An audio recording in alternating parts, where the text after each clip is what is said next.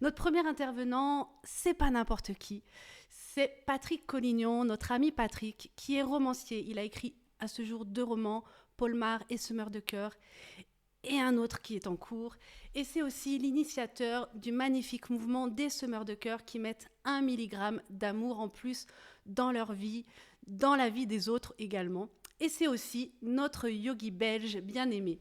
Alors Patrick, il est également business coach spécialisé dans les stratégies relationnelles pour désamorcer les comportements toxiques et les situations de stress. Et oui, rien que ça. Il est également conférencier, auteur de 37 livres, dont 6 sur le management et le développement personnel. Sa passion, c'est les trajectoires de vie. Alors ce soir, sa conférence, c'est 1 milligramme d'amour en plus. Et si vous mettiez dans chacune de vos journées 1 milligramme d'amour en plus, dans chacune de vos paroles, dans chacune de vos actions, dans chacune de vos pensées, dans la vie des autres, quel effet cela aurait-il sur le monde? Évidemment, il n'y a pas besoin de se poser la question 15 000 ans. C'est évident, ça pourrait tout changer. En tout cas, c'est ce que les semeurs de cœur travaillent chaque jour pour rendre ce monde meilleur. Et ce soir, Patrick va nous faire sa très belle conférence 1 milligramme d'amour en plus, l'amour non égoïste, pur, vrai, gratuit.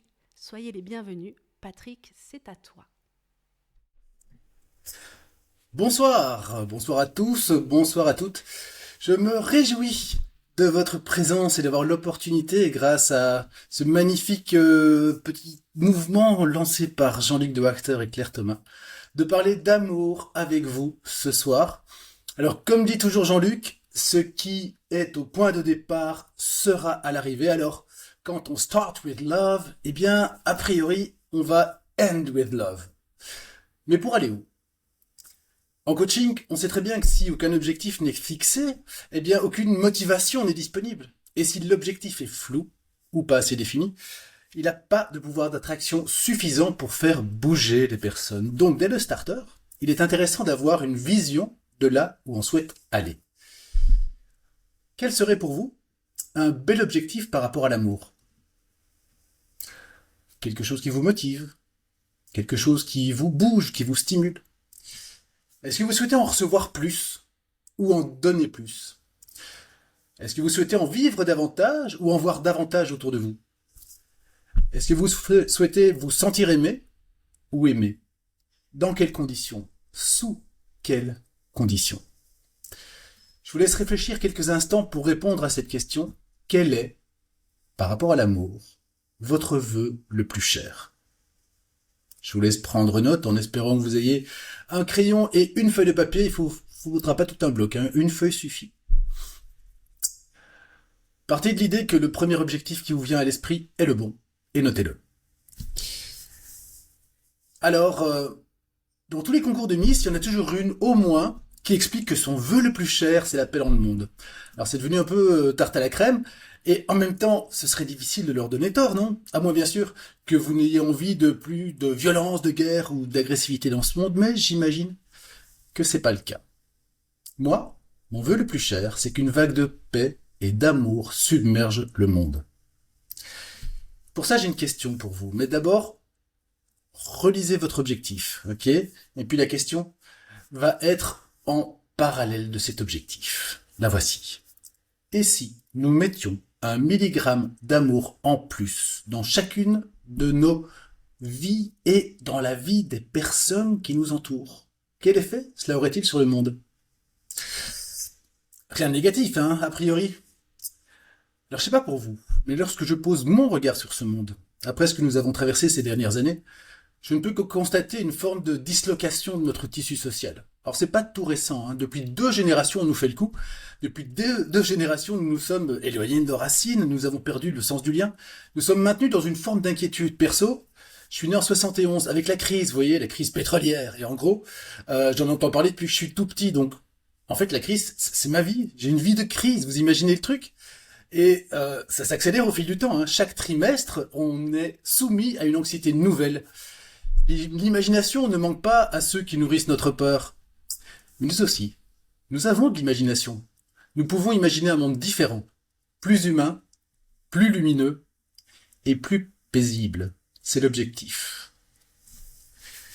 J'ai écrit de nombreux livres spécialisés en comportement humain et en psychologie. L'idée, c'est d'aider mes lecteurs, mes coachés ou les personnes que je forme à mieux se comprendre et à mieux interagir. Mais c'est pas suffisant. J'ai toujours l'impression qu'il était possible d'en faire un peu plus et de déployer un contrepoison à l'anxiété ambiante. C'est ce que je mets en place à travers l'écriture de romans initiatiques de la série Semeur de cœur et à travers l'initiation du mouvement des semeurs de cœur, car il y a un antidote pour retrouver nos racines, pour recréer du lien, pour effacer l'inquiétude. C'est l'amour. L'antidote de la peur, c'est l'amour. L'antidote de l'anxiété, c'est l'amour. L'antidote du doute, c'est l'amour. L'antidote au jugement de soi et des autres, c'est l'amour. L'antidote de l'isolement, c'est l'amour. Et l'antidote de la détresse, c'est l'amour. Alors la bonne nouvelle quand même, c'est que nous en sommes tous capables. Dans l'histoire de l'humanité, l'amour a toujours triomphé. C'est ce que nous rappelle Dominique Rankin, un chef algonquin, donc des tribus amérindiennes du Québec. Dans son livre « On nous appelait les sauvages », si tel n'avait pas été le cas, nous, les Homo sapiens sapiens, on serait plus là depuis bien longtemps. Alors imaginez que nous mettions 1 milligramme d'amour en plus dans nos vies, rien qu'à nous, et puis aussi 1 milligramme d'amour en plus dans la vie de ceux qui nous entourent. Juste 1 milligramme d'amour en plus, dans chacune de nos journées. C'est pas grand-chose, 1 milligramme. Presque rien. En tout cas, pas de quoi inquiéter qui que ce soit. Imaginez 1 milligramme d'amour en plus dans chacune de nos paroles. 1 milligramme d'amour en plus dans chacun de nos gestes. 1 milligramme d'amour en plus dans chaque intention que nous posons. 1 milligramme, c'est pas grand-chose. 1 milligramme. Mais de là, on peut changer le monde. Comme disait Raymond DeVos, avec 3 fois rien, on peut déjà acheter quelque chose. Alors, je vous propose un achat groupé, celui d'un monde d'amour et de paix. Alors peut-être vous êtes entouré de personnes qui pensent que ça fait un peu trop bisounours. Et c'est bien ok. Pire, peut-être pensez-vous que ça fait un peu trop bisounours. Bah c'est ok aussi, hein. Y a pas de souci. L'idée, c'est surtout de se demander pourquoi pas. Pourquoi ne pourrions-nous pas vivre dans un monde de lumière? Parce qu'il y a de l'ombre partout. Et je sais pas si vous avez déjà pris la photo d'une bougie au flash. Bah, quand vous la développez, vous voyez bien l'ombre de la bougie sur le mur derrière le flash. Vous voyez l'ombre de la mèche, mais vous voyez jamais l'ombre de la flamme. La lumière n'a pas d'ombre. Vivre sa lumière, vivre son amour, vivre sa paix, faire reculer l'ombre. Et comme disait Margaret Mead, une anthropologue américaine, ne doutez jamais qu'un petit groupe d'individus conscients et engagés puisse changer le monde. C'est même la seule chose qui se soit vraiment produite. Alors, c'est l'objectif des semeurs de cœur. Offrir des milligrammes d'amour en plus, pour changer le monde un peu plus, à chaque milligramme. Et vous? Quelles sont, pour vous, les 3 principales qualités dont vous disposez déjà maintenant et sur lesquelles vous pourriez bâtir un monde d'amour autour de vous? Prenez le temps de les choisir. Prenez le temps de les noter. Prenez les 3 qualités qui vous sont instantanément passées par l'esprit. Elles sont déjà là. Elles sont directement utilisables pour mettre plein d'amour autour de vous. Comment allez-vous les utiliser pour adoucir vos relations, pour renforcer les liens avec ceux et celles qui vous entourent, pour créer de nouvelles relations d'une qualité plus élevée encore qu'avant? Chacun sa formule. Il n'y a pas une seule manière d'offrir des milligrammes d'amour en plus. À chacun de trouver comment embrasser ce mouvement de semeur de cœur. Alors ça peut être par des gestes simples, des paroles réconfortantes, des choix éclairés pour soi et pour les autres. Ça peut être par des sourires, par du soutien, par la création de liens plus profonds avec les personnes qui nous entourent. Ça peut être par du partage, par de l'ouverture à l'autre dans sa différence et par une grande acceptation. Ça peut être par de la non-violence envers soi et envers toute forme de vie. Ça peut être par des câlins. 3 câlins par jour, ça fait quand même du bien. Des compliments, c'est de la reconnaissance qui donne de l'énergie positive. Ça peut être par de l'échange d'énergie positive. Ça peut être aussi par l'amour de l'autre et de soi-même pour nos failles, nos difficultés, les ombres qui nous animent. On dit souvent dans une vie de couple qu'on commence à aimer l'autre quand on commence à l'aimer pour ses défauts. Mais ça fait partie du processus. Ça peut être aussi par l'observation en l'autre et en soi de la beauté, de la lumière, de l'humanité. Ça demande à notre cerveau de regarder les belles choses plutôt que de simplement se contenter de nous avertir de tous les dangers, de tout ce qui va pas, de tous les problèmes. Faut éduquer notre cerveau à regarder la lumière, la beauté et l'humanité. Et puis aussi, faut apprendre à l'exprimer et dire à l'autre ce qu'on voit avec des mots doux et bienfaisants. En gros, tout ce qui, pour vous, est le plus juste, tout ce qui, pour vous, est le plus adapté, tout ce qui vous parle est le bienvenu. Tout ce qui permet de répandre un peu plus d'amour est le bienvenu. Qu'avez-vous envie de mettre, vous, en plus, comme amour dans chacune de vos journées, dans chacun de vos gestes, dans chacune de vos paroles, dans chacune de vos intentions? Parce qu'en fait, tout part de vous. Vous êtes la source de cet amour. Et comme toute source d'eau, vous produisez continuellement de l'eau. Et cette eau, elle doit se frayer un trajet, un passage à travers la terre, à travers les rochers, quels que soient les obstacles qui se dressent sur son chemin. Elle coule, elle jaillit, elle répand de la vie autour d'elle, goutte après goutte. Vous êtes comme cette source d'eau, sauf que là, pour vous, c'est de l'amour, et c'est pas goutte après goutte, c'est milligramme par milligramme. À votre avis, ce sera facile ou difficile? Et si personne, jamais, ne reconnaissait vos mérites, ni votre talent, ni exprimait la moindre gratitude envers l'amour que vous donnez, vous poursuivriez. Et si personne, jamais, ne voulait de votre amour, ou même vous fuyez à cause de ça, vous continueriez?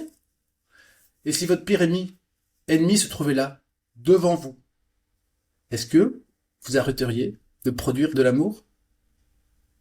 La source d'eau, elle n'arrête pas de produire l'eau. Si, par exemple, un chacal vient s'abreuver, elle fait.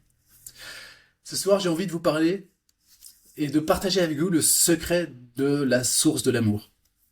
Shelley Trimmer, un mystique américain, maître en Kriya Yoga, parle d'amour non égoïste.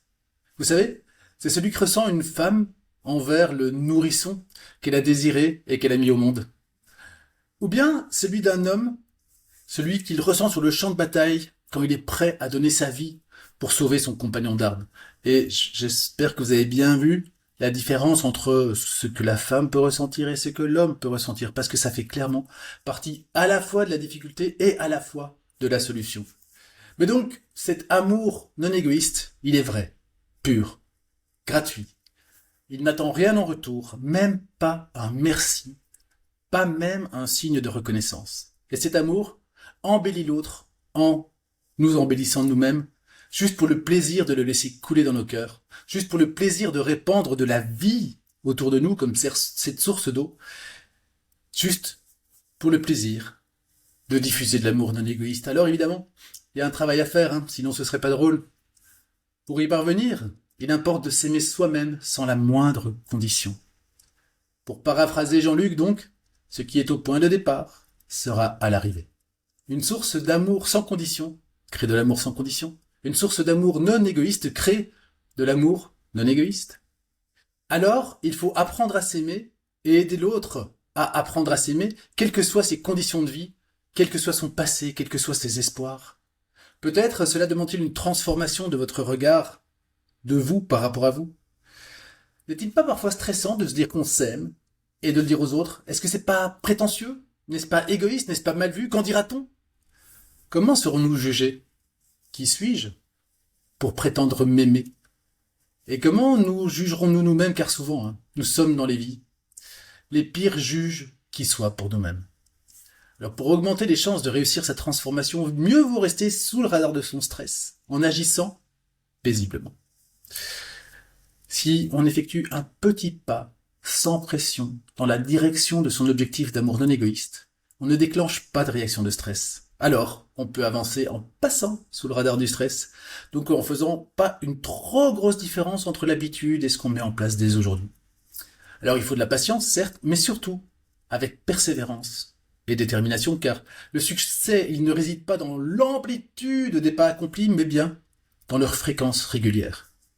K égale I fois D. Ça, c'est une formule magique, si je puis dire, en tout cas pour ceux qui veulent adoucir leur karma.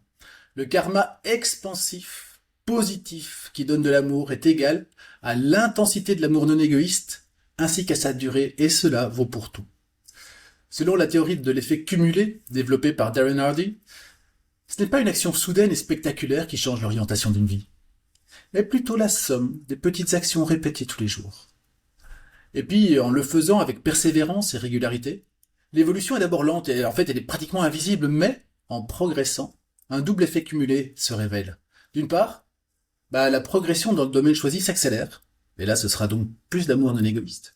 Et puis d'autre part, des effets collatéraux positifs sont observables dans d'autres domaines. Et la recette, elle tient en 2 mots. 1. Focus.